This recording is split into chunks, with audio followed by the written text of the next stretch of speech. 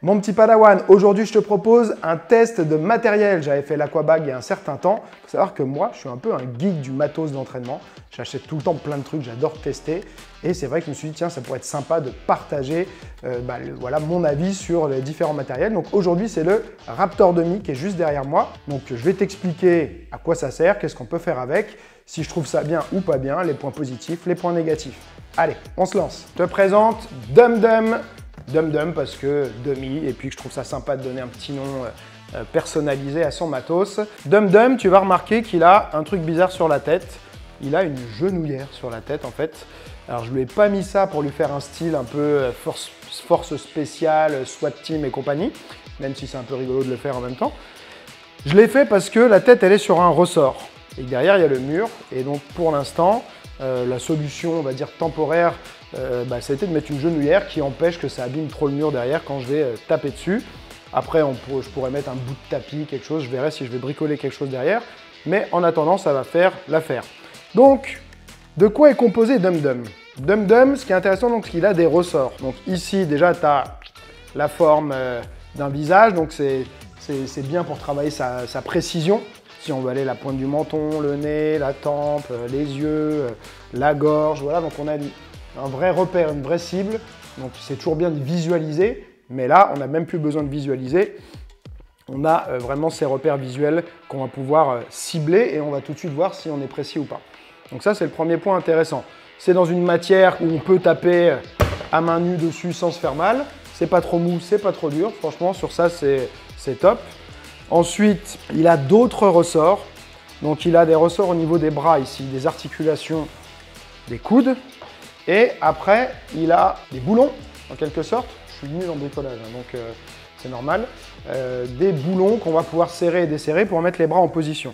Donc là, moi, ce que j'ai fait, c'est que ce bras-là, il ne bouge pas, c'est-à-dire qu'il est fixé, je l'ai vraiment serré fort pour qu'il soit fixé en hauteur et aussi on va dire en rotation latérale, c'est-à-dire que normalement on peut le faire tourner un peu plus. Là, il y a un ressort, mais le bras va pouvoir se fermer ou s'ouvrir et monter ou descendre. Et donc celui-ci, là je l'ai peut-être un peu trop serré, mais ça se dévisse après quand on s'entraîne dessus. Donc je l'ai serré un peu plus au départ. Celui-ci donc va être un peu plus libre parce qu'il y a des techniques où on a besoin que le bras bouge. Et c'est justement, ça m'amène à mon premier point. Pourquoi à la base j'ai pris ce Raptor Dummy, ce Dum Dum? Parce que en Wing Chun, on a le mannequin de bois. Et donc tu veux dire, ok, si j'ai un mannequin de bois, ça ne me sert à rien d'avoir ça. Et en fait, le mannequin de bois, les bras sont fixes. Et donc il y a un côté intéressant parce que quand on fait ces techniques, c'est toi qui dois te déplacer parce que le mannequin de bois, il ne bouge pas, alors que parfois, en réalité, et donc je termine plutôt ma pensée précédente, tu dois te déplacer, donc tu vas travailler tes angles, tes déplacements et tout ça, parce que tu dois être mobile autour du mannequin. Là où parfois, et même très souvent en application, en pratique à deux, tu vas plutôt déplacer le bras de ton partenaire. Donc tu ne vas pas retrouver exactement les mêmes déplacements. Donc si tu as quelqu'un de très puissant face à toi, tu vas dire il est comme un mannequin de bois et c'est intéressant d'essayer de sortir de l'axe et tout ça, d'absorber la force. Mais il y a des moments où c'est quand même bien de pouvoir déplacer le bras de son partenaire. C'est ce qu'on fait normalement. Et avec le mannequin de bois, donc on est limité à ce niveau-là. Et donc ça, je trouvais ça sympa en fait au final d'avoir déjà le ressort et puis la possibilité de bouger en hauteur comme ceci. Après, donc je vais te montrer d'abord des techniques un peu Wing Chun qu'on peut travailler dessus, mais on peut travailler plein d'autres choses, notamment de la self-défense. Tout ce qui est technique de self-défense, ça va être intéressant. Et puis on peut même aller sur du travail de boxe, même si ce ne sera pas, je pense, le plus gros du travail que je ferai dessus, mais je vais te montrer quelques exemples qui peuvent être intéressants. Alors je vais te montrer d'abord sur le bras fixe. Donc je vais lever celui-ci pour l'instant pour qu'il ne me gêne pas. Première technique par exemple de Wing Chun qu'on peut faire, ça va être une entrée, pack, l'arp sao et un tranchant ici. Donc là, boum, boum. Et là, le fait de pouvoir déplacer son bras par rapport à un mannequin de bois, je vais retrouver un bon alignement du poignet et tout. Là où parfois sur le mannequin de bois, tu vas te retrouver avec un alignement qui n'est pas optimal parce que justement le bras du mannequin ne bouge pas du tout. Donc ici, et après je peux continuer. Boum, boum. Je peux aller à la gorge, au nez, à la gorge, au menton. Boum, boum. Ce que je ne vais pas pouvoir faire, par exemple, c'est les enchaînements de coups de poing, chain punch en anglais, de Wing Chun, quand je suis sur un bras comme ça, qui remonte, qui est fixe. Parce que d'ici, c'est intéressant, hein, mais ça m'oblige à avoir tout le temps le contrôle sur son bras. Ok? Donc, si je fais ça et que je lâche le contrôle, après, je suis gêné ici. Je peux essayer de passer à l'extérieur, hein, bien sûr, d'enchaîner ici, mais ça va me gêner quand même. D'accord? Il faudrait que je fasse plutôt contrôle, contrôle, contrôle, contrôle, contrôle. Ok? C'est là où je vais pouvoir me dire, tiens, ça sera plus sympa si je veux avoir un enchaînement de coups de poing comme ça derrière, de travailler sur le bras qui, lui, va descendre complètement quand je vais mettre de la force pour le faire descendre. Je peux travailler aussi, si je suis en situation garde intérieure, le Bong Sao, avec le Larp Sao tranchant ici. Boum, boum, boum, et j'enchaîne. Pam, pam, pam, pam, pam, pam. C'est intéressant parce que du coup, il y a ce ressort, donc ça m'oblige à avoir quand même une pression, donc le travail de pression, mais j'ai une vraie force qui s'oppose.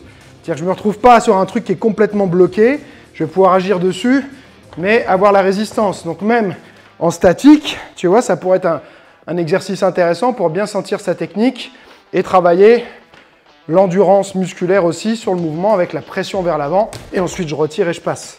Donc de là, hum, hum, hum. Ok. Après, bien sûr, on a cette partie-là qui est rembourrée, donc c'est intéressant aussi parce qu'on peut aller taper, travailler tout ce qui est travail au corps, notamment une technique que j'aime beaucoup, ça va être le Pak Sao, coup de poing simultané qui vient rentrer au corps et ensuite tu remontes sur ton Larp Sao tranchant, par exemple ici, boum, boum, là, boum, boum. Je peux partir d'un peu plus loin, je rentre, boum, boum, boum, ok. Après, si je veux travailler sur le bras ici. Donc, cette partie-là est vraiment dure. Hein. Il n'y a pas de rembourrage, ici non plus. Cette partie-là, elle est un peu rembourrée. Okay. Alors, pourquoi? Je ne sais pas trop. Je ne vois pas trop l'intérêt, parce que ici, on va vraiment avoir du mal à travailler sur cette partie-là du bras. Et là où il y a l'articulation du coude, ce n'est pas rembourré non plus. Donc, tout ce qui est contrôle du coude, poussée et tout, on peut le faire, hein, mais je trouve que le rapport longueur du bras, longueur de l'avant-bras n'est pas tout à fait proportionnel. Bon, après, ça dépend si on considère que ça part de là, peut-être que oui. Donc, là, j'ai le bras qui monte et qui descend. Il ne tourne pas, là. Normalement, il devrait tourner si je mets un peu plus de force. Je pourrais l'orienter plus vers le bas, plus vers l'intérieur. Ici, je vais pouvoir la baisser. D'accord? Donc, quand je fais mon entrée, donc le truc après, à force, hein, c'est que je vais devoir tout le temps le resserrer un peu. Mais si je fais mon entrée ici, boum, l'intérêt, voilà, c'est qu'ici, je peux rentrer, je peux quand même, le bras est toujours là, il n'est pas complètement tombé. Donc si je veux faire une série de coups de poing, puis à un moment remettre un contrôle pour rentrer en coude, ça va fonctionner quand même. Je vais pouvoir aller chercher mon contrôle. De ce côté-là, je ne vais pas pouvoir, je vais être gêné. Je vais éventuellement pouvoir aller mettre le coude, mais là, il me gêne quand même pour accéder. Je suis gêné par ça. Il faudrait que je sois plus dans le centre ici. Donc, c'est pour ça que c'est intéressant, je pense, quand on a ce type d'équipement, de ne pas serrer de la même manière les deux bras pour pouvoir faire des techniques différentes. Ou sinon, on va aller justement devoir serrer, desserrer. C'est parce que forcément, si je veux travailler cette technique-là, au bout d'un moment, je vais avoir envie de la travailler de l'autre côté. Alors, je peux travailler aussi tout ce qui est à l'intérieur, mais ce sera quand même une situation différente. Donc, voilà, ça va être un des points négatifs justement que je vais aborder. Mais voilà, en tout cas, moi j'aime bien déjà avoir cette disponibilité immédiate de un bras fixe, un bras mobile. Ok. Après, sur le bras fixe, je peux travailler du Larp Sao inversé comme ceci. Ce qui est intéressant, c'est que sur la même technique que j'ai fait ici, où je fais Larp Sao, ici, donc où je fais Pak Larp tranchant, là j'ai ma saisie facilement, parce que le bras il a envie de remonter. Donc il vient dans ma main en fait très facilement. Sur un bras qui descend, si ta saisie n'est pas assez rapide, il va t'échapper, tu ne vas pas réussir à l'attraper. Tu vois, boum, là je le perds. Donc il faut vraiment que j'essaye d'avoir le pack dans la bonne direction et qu'il vient faire le relais tout de suite ici. Donc là, tu vois, il commence à être trop desserré. Ouais, là il commence à être trop desserré, donc il faudrait que je le resserre. C'est pas grave, on va dire que ça va tenir quand même. Boum, là, boum.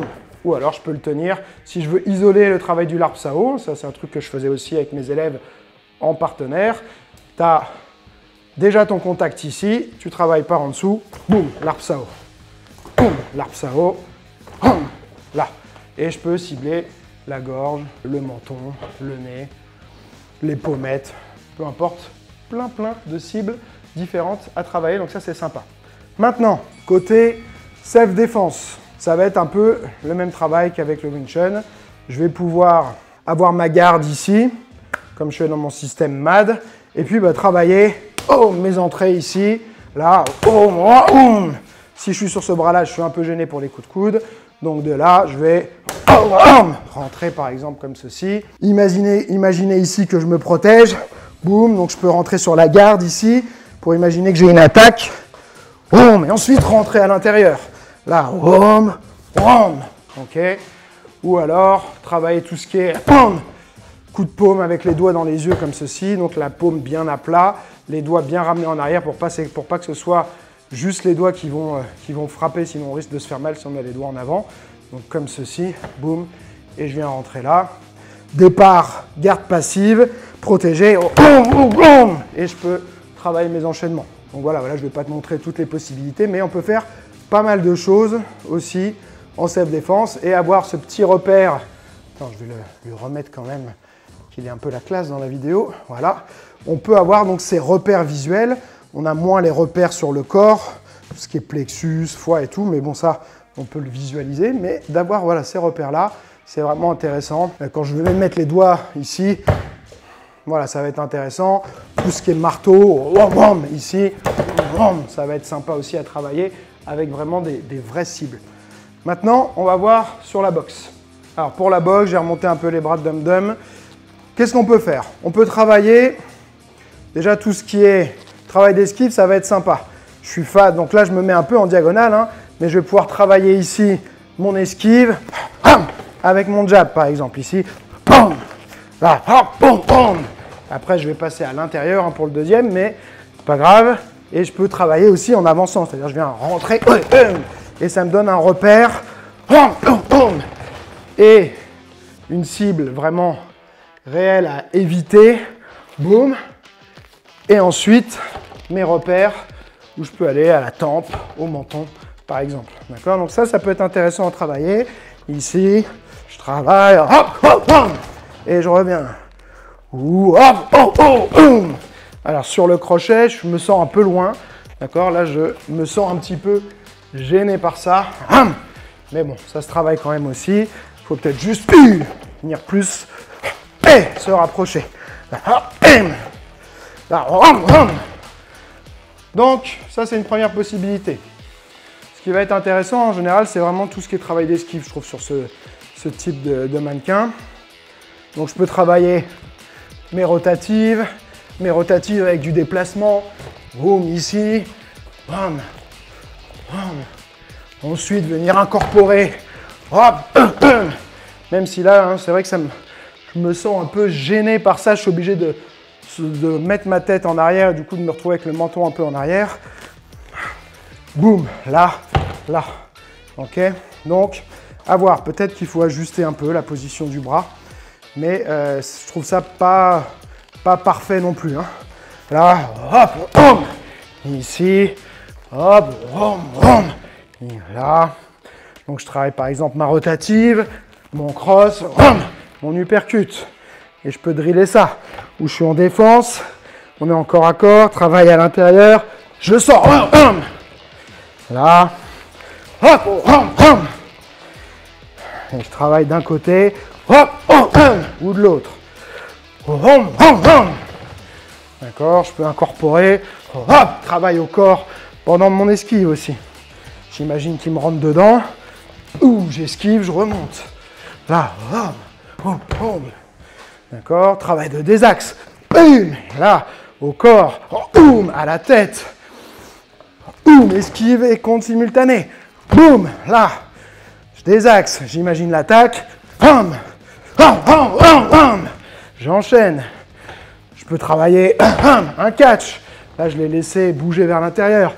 Je catch et je fais travail de ricochet. Boum, je le replace. Boum, je le replace. Boum. Ok, donc voilà, on va pouvoir sac.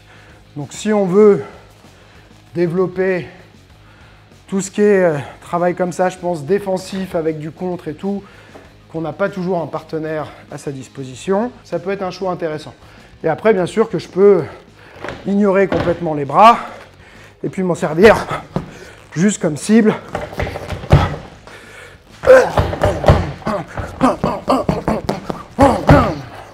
Comme un sac, un petit peu. Boum, boum. D'accord, donc ça un peu avoir ce double emploi côté sac de frappe et côté partenaire pour tout ce qui est travail défensif. Mon petit padawan, maintenant je vais te dire, est-ce qu'il faut l'acheter, oui ou non? Alors, ça dépend, voilà. Il n'y a pas de oui ou de non, ça dépend de ta situation. Je vais te refaire quand même un petit récap. Les points positifs, j'en ai déjà pas mal parlé, mais c'est que ça te fait un peu quand même comme un partenaire, un peu plus qu'un sac de frappe pour tout ce qui est travail défensif, donc esquive, blocage, que ce soit en boxe, que ce soit en self-défense, en Wing Chun, peu importe, je pense que ça fonctionne pour plein de styles. Donc il y a ce côté où tu retrouves quand même des articulations comme sur le corps humain, et puis des bras qui sont pas fixes, qui sont mobiles en hauteur, en rotation interne, externe. Donc ça, c'est le gros point positif. Tu as aussi, comme sur les mannequins Bob, donc le visage. Et ça, c'est bien aussi d'avoir ce repère visuel. C'est différent la sensation d'aller frapper sur ce type même de rembourrage. Cette texture est assez différente. Peut-être un peu plus proche d'un corps humain, quoique ça dépend des zones où tu vas frapper. Mais ça, je trouve ça vraiment un point aussi positif. Le repère visuel des zones que tu frappes, menton, nez, gorge, les tempes, les pommettes, voilà. Donc ça, c'est aussi un gros point positif. Maintenant, dans les points négatifs, c'est pas ultra pratique ce système voilà, de boulons à visser, dévisser pour le repositionner. Je pense qu'il y aurait pu avoir... alors moi, je suis nul en bricolage, donc c'est facile de dire, mais on aurait pu trouver quelque chose de plus sympa avec, je sais pas, des sortes de loquets sur ressort qu'on tire, on lève, clac, on positionne, on referme. Des choses comme ça, je trouve que ça aurait été beaucoup plus pratique. Voilà, un système de ressort où on va pouvoir être rapide à positionner le bras, le mettre dans une position où on peut dire, tiens, là, on veut que ça bouge un peu, là, on veut verrouiller complètement. Donc voilà, ça, c'est le gros point négatif. Il faut avoir... une clé en permanence à côté de soi pour pouvoir ajuster la position. Donc c'est vraiment le gros point négatif. Maintenant, en termes de prix, je ne vais pas te donner le prix parce que les prix peuvent évoluer, donc ça ne sert à rien. Je trouve que je te donne les prix au jour J. Par contre, je te mettrai un lien. Je ne fais pas d'affiliation avec le site, j'y gagne rien si tu vas acheter ce matériel-là. C'est juste que si c'est un truc qui, toi, te botte, tu sais que ça va te permettre de faire des séances sympas, d'évoluer, d'avancer dans ta pratique, écoute, fais-le. Ce qui est bien, par contre, c'est qu'il propose toute une gamme. Donc, tu as vraiment du plus simple, où tu n'auras pas forcément le visage, où tu n'auras pas les deux bras. Enfin, voilà, il y a plusieurs tailles, plusieurs options qui vont faire que ça commence à un prix vraiment assez bas. Et après, tu as celui que j'ai pris, moi, que je crois qui est quasiment le plus cher. Mais voilà, en fonction de ton budget aussi, tu vas pouvoir faire quelques compromis sur certains aspects. Il en propose où il n'y a pas la tête et c'est juste une mousse plate aussi. Et puis après, je crois que tu peux même rajouter des options pour avoir une jambe et tout ça. Donc voilà, il y a plein de possibilités. Mais ce qui compte, c'est de voir toi, quelle utilisation tu vas en faire, qu'est-ce que tu vas en retirer. Et c'est ça qui va te donner la réponse si c'est un bon choix pour toi ou non. S'il y a d'autres matériels que tu aimerais bien que je teste, peut-être que je les ai, puisque je suis un vrai geek du matos, comme je te l'ai déjà dit. Ou alors, je peux aussi découvrir des choses et me dire, tiens, vas-y, ouais, ça, je vais l'acheter, je vais le tester. Donc, mets-moi en commentaire s'il y a des choses où tu aimerais bien avoir mon avis, mon retour dessus. Je trouve que c'est voilà, un type de vidéo que j'ai pas beaucoup fait sur la chaîne, mais ça pourrait être sympa à terme d'en faire une fois de temps en temps. Donc voilà, laisse-moi un commentaire pour me dire ce que tu as pensé de ce format, de cette vidéo, du dum-dum. Et puis comme je dis toujours, celui qui croit savoir n'apprend plus, alors garde l'esprit ouvert mon petit padawan.